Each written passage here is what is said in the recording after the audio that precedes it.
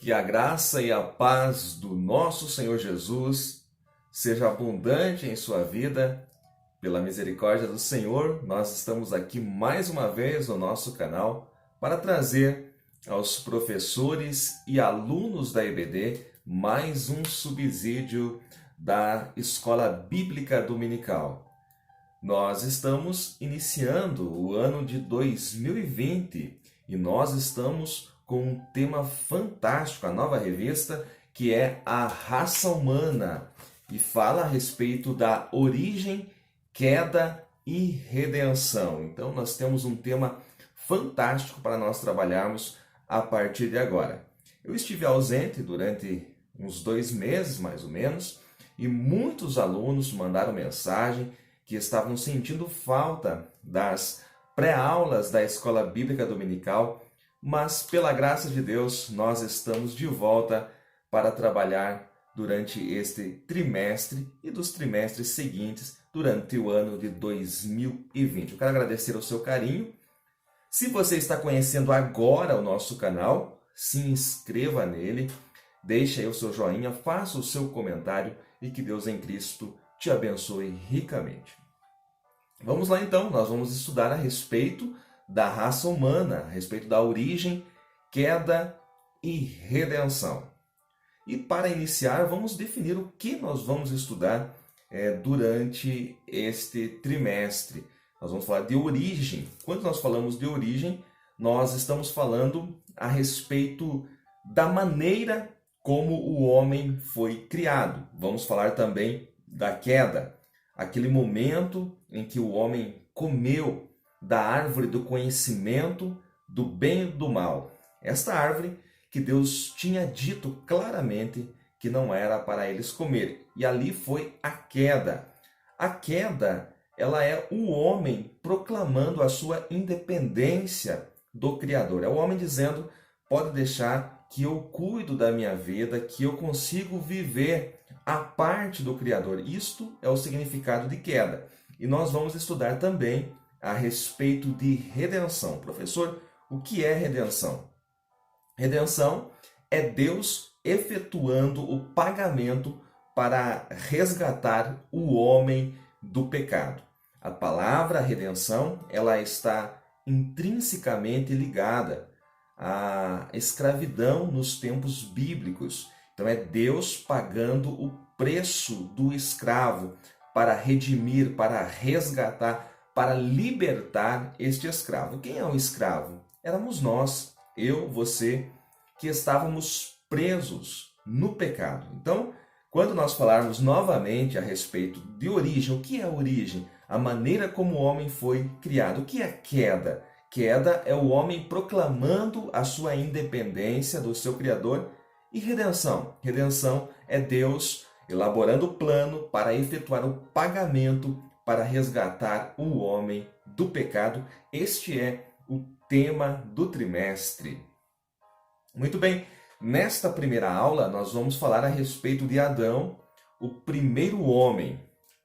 O nosso texto áureo, ele está em Gênesis 1 e o versículo 26 que diz: E disse Deus, façamos o homem à nossa imagem, conforme a nossa semelhança, e domine sobre os peixes do mar e sobre toda a terra.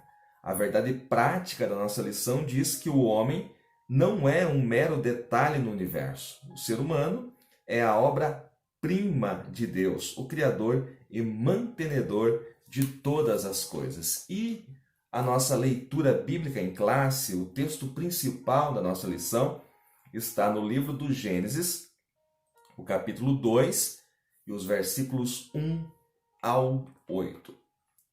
Para nós começarmos e falarmos a respeito de Adão, o primeiro homem, um texto muito conhecido no Novo Testamento, que você pode explorar aí com os seus alunos, é o texto de Paulo, escrito na primeira carta aos Coríntios, o capítulo de número 15 e os versículos 47 ao 49. Ou melhor, 45 ao 49. O 45 diz assim, ó: Assim está também escrito: O primeiro homem, Adão, foi feito alma vivente, e o último Adão em espírito vivificante. O versículo 49 diz: e assim como trouxemos a imagem do terreno, assim traremos também a imagem do celestial. Então, 1 Coríntios 15, 45 ao 49, eu não li todos os versículos, mas você pode anotar esse texto e trabalhar aí no início da sua aula, na sua classe de escola dominical. O nome Adão, em hebraico, significa humanidade. Então, a palavra Adão não era um nome próprio. Em hebraico, significava humanidade. E é semelhante, a palavra hebraica é semelhante à palavra solo, em hebraico também, claro, que é Adamá. Então, Adamá significa solo, então são palavras semelhantes. Na origem, Adão é um nome coletivo. Presta atenção. Adão é um nome coletivo, homem ou ser humano. E torna-se mais à frente nome próprio. Então, não é exagero quando dizemos que tanto o homem quanto a mulher poderiam ser chamados de Adão, porque no início não era um nome próprio, e sim se referia, como eu já acabei de dizer, humanidade. Humanidade. Então, a partir de um certo momento, passou a ser um nome próprio para o primeiro homem, mas não é esse o sentido original da palavra. Então, Adão, conforme os dicionários, fala do homem que é criado da terra vermelha, porque a palavra vem de Adamá, solo, que é um solo vermelho. E também a nossa lição, logo no início, ela fala da criação dos céus e da terra. Porque antes de Deus criar o homem, ele criou os céus e a terra. Deus criou os céus, sua morada ainda na eternidade. Então, Gênesis 1:1, quando Deus criou os céus e a terra era sem forma e vazia, isso aconteceu antes do tempo. Olha só que detalhe importante. O tempo, ele só passa a existir depois que Deus faz o sol. E você sabe muito bem que Deus não fez o sol no primeiro dia, nem no segundo dia. Então Deus está trabalhando na eternidade. Aqui tem uma ausência de tempo. Eu sempre defino aqui no nosso canal o que é eternidade. Eternidade é a ausência total e completa do tempo. Então não tem tempo nesta primeira criação aqui de Gênesis 1:1. Em seguida, Deus criou todos os exércitos celestes, os anjos. Mais à frente eu vou falar dele no final da aula. Então, o que são esses exércitos que aparecem no versículo 1 do capítulo 2? São os anjos, as miríades angelicais. E Deus fez tudo isso pelo poder da sua palavra.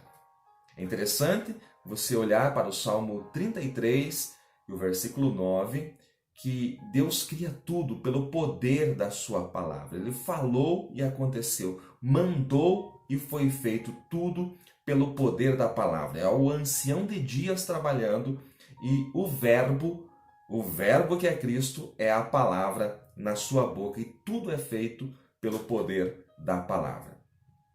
Importante você anotar isso que eu vou falar agora, que antes da fundação do mundo, o cordeiro foi morto no coração do Pai. Do que está falando, professor? Porque você não pode iniciar a sua aula, iniciar o seu trimestre, falando já da criação do homem.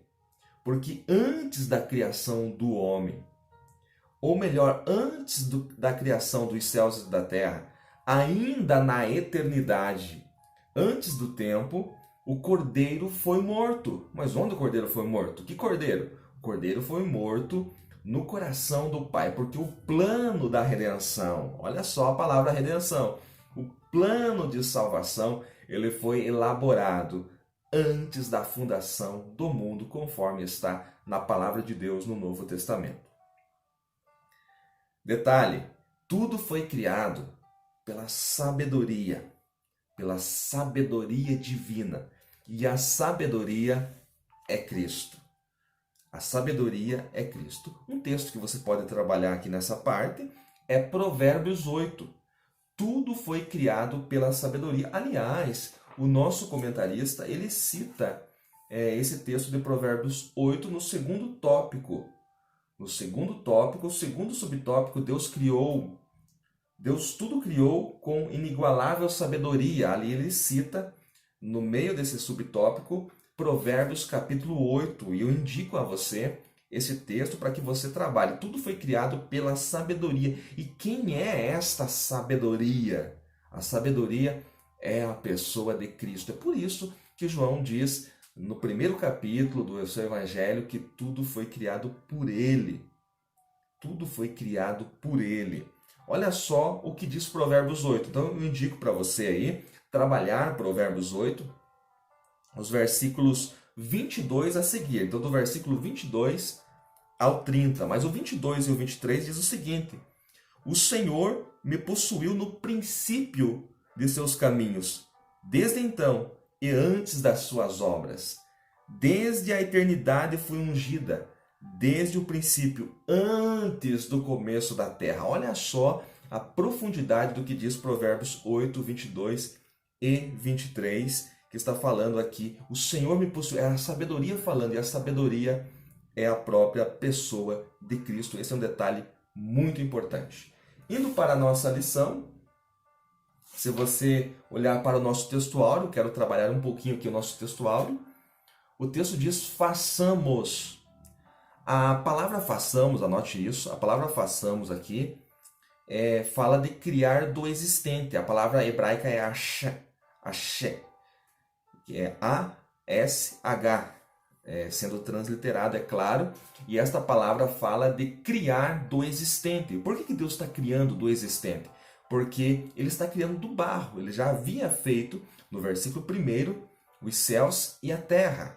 Então a terra já existia. Então Deus está criando do barro, está criando do existente. A palavra é ashé. Então difere da palavra no versículo 27. Porque no versículo 27 do capítulo 1 de Gênesis, fala criou, que o Senhor criou. Ali é criar do inexistente. Está falando de dar forma.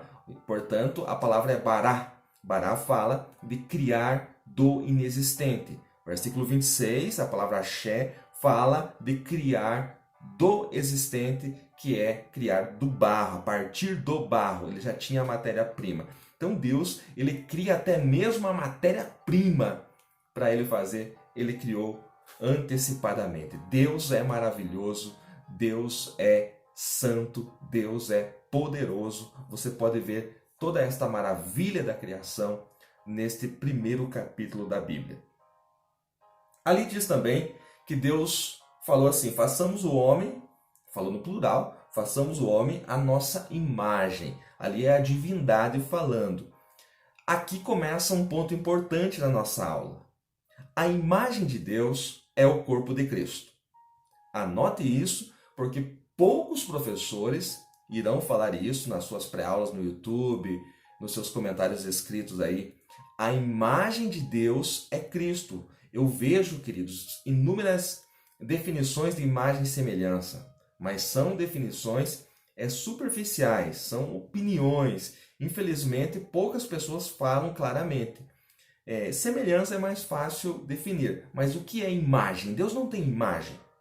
Deus é espírito. Que imagem é essa? A imagem de Deus é o corpo de Cristo. E eu indico aqui para você ler Colossenses, capítulo 1, versículo 15, que diz: o qual é a imagem do Deus invisível. É só você ler os versículos anteriores que você vai ver que o apóstolo está falando da pessoa bendita de Cristo, o qual é a imagem do Deus invisível, o primogênito de toda a criação.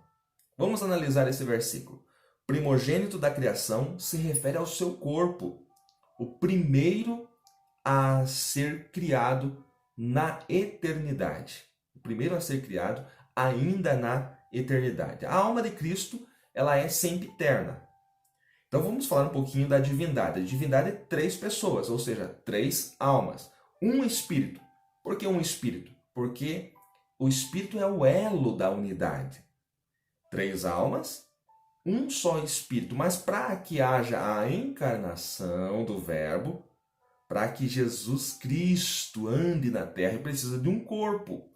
E este corpo foi o primeiro a ser criado, porque senão, se você não entender dessa forma, esse versículo 15 de Colossenses 1 fica sem sentido. Porque como que Cristo pode ser o primogênito da criação se ele não foi criado? Porque dizer que Cristo foi criado é uma heresia. Do que o apóstolo Paulo está falando? O apóstolo Paulo está falando do corpo de Cristo.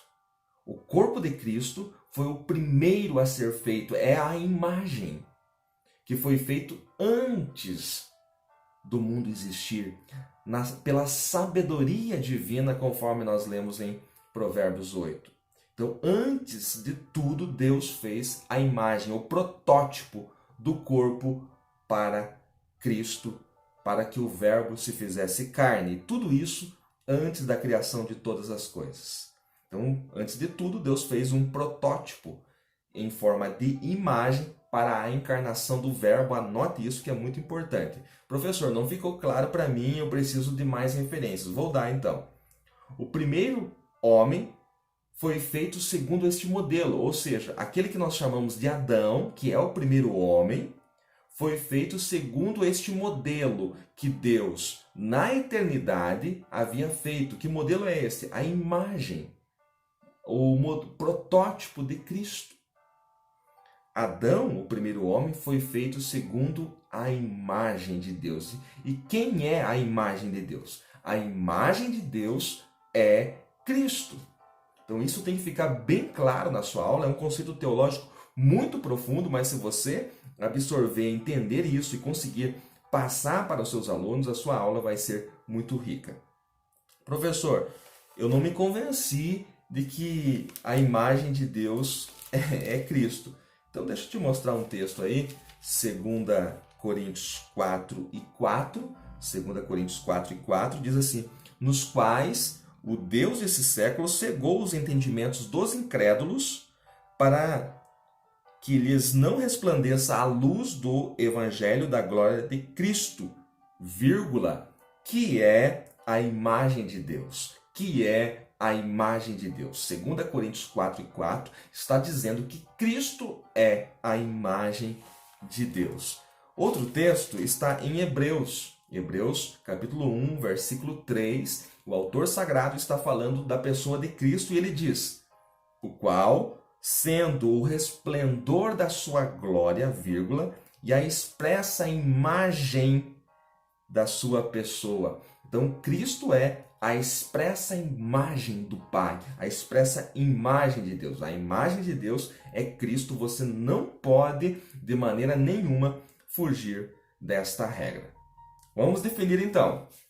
Imagem é o corpo de Cristo. O que é semelhança? Semelhança é o ser espiritual. São os atributos comunicáveis de Deus. Atributos como justiça, amor, paz. Esses atributos são atributos comunicáveis. Deus tem atributos incomunicáveis, onisciência, onipresença, onipotência. Esses são atributos incomunicáveis, mas Deus tem também atributos comunicáveis, como paz, justiça, amor, alegria, que o homem pode ter também. Então, semelhança fala disso. Então, fica bem mais fácil de você entender. Imagem, o corpo de Cristo, e semelhança é o ser espiritual, os atributos comunicáveis que Deus permite, que Deus fez para que os homens também tenham. Ainda no versículo 26, estamos no versículo 26, que é o nosso texto áureo, fala de domínio. E domine. A palavra domínio aqui, no original hebraico, é radá. Ele fala de exercer governo, fala de reino, fala de autoridade para subjugar. Então, este versículo está falando da implantação do reino de Deus. Conforme você vai ver no último tópico, o tópico 4, o homem foi feito para glorificar a Deus, tá lá? O homem foi feito para propagar a espécie, para governar e administrar o planeta, e aqui está falando do governo, do reino de Deus, que era para ser implantado já a partir do primeiro Adão. como o primeiro Adão vai falhar, nós já sabemos, vamos ver mais à frente sobre a queda. Então, o último Adão, que é Cristo, conforme diz Paulo em 1 Coríntios 15, ele vem para restaurar onde o primeiro Adão fracassou. Queridos, eu espero, é muita informação, mas você vai voltar no vídeo, vai assistir novamente. Eu sei que eu falo rápido aqui, para o vídeo não ficar muito longo, mas é uma aula riquíssima. Você pode, volte o vídeo, assista novamente, envie para os seus amigos e com certeza você vai ter uma aula bem produtiva. Vamos então à nossa leitura bíblica em classe, que é Gênesis, capítulo 2, versículos 1 a 8. O primeiro versículo, eu destaco ali a palavra o seu exército. Assim, os céus e a terra e todo o seu exército. Eu já falei há pouco que está falando das miríades angelicais, os milhares e milhares de anjos que Deus criou. E por que a palavra céus está no plural? Os céus e não o céu. Quer dizer que Deus criou todos os céus. Professor, tem mais de um céu? Sim. Quantos céus tem? Não sei. Tem muitos. Mas não é 3, porque muitos crentes afirmam que tem 3 céus, porque Paulo falou que foi ao terceiro céu. Preste atenção que Paulo não falou que era o último, então não coloque palavras na boca de Paulo.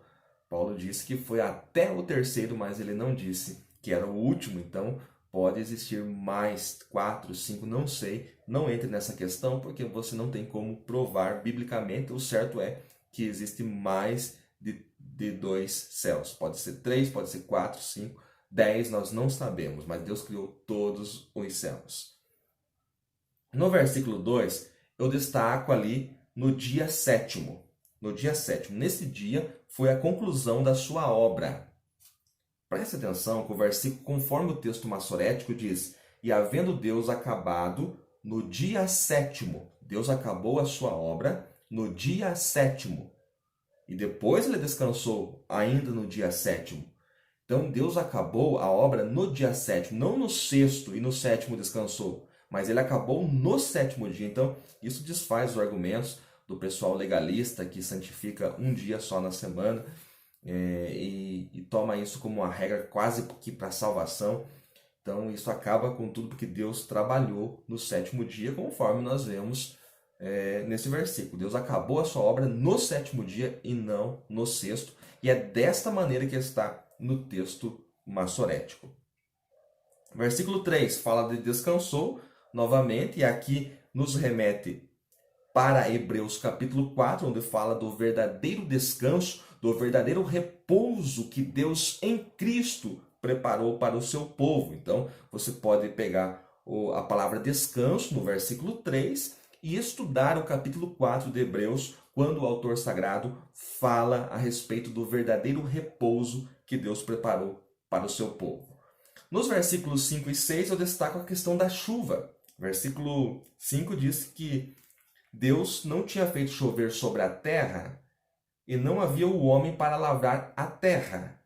Então Deus, eu digo aqui que Deus só vai derramar chuva se houver homem para lavrar a terra. Muita gente está pedindo chuva. O que é chuva, professor?